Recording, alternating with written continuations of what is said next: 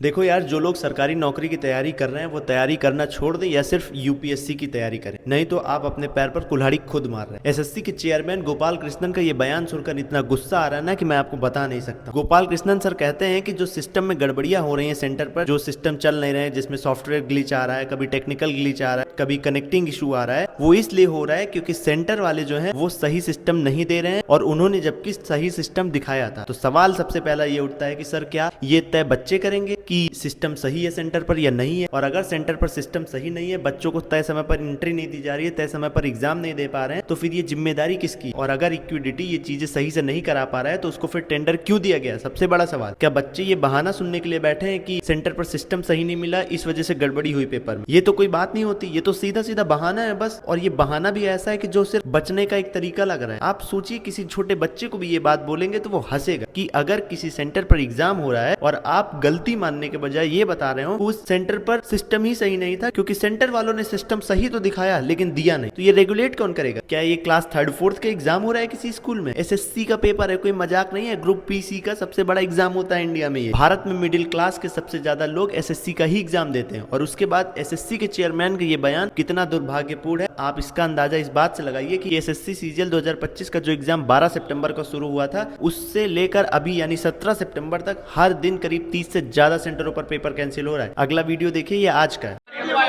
मेरा पेपर दुआया, उनका लट मारने पे तैयार था मैं। या भाई कुछ नहीं बोला, इसका कुछ करा ही नहीं।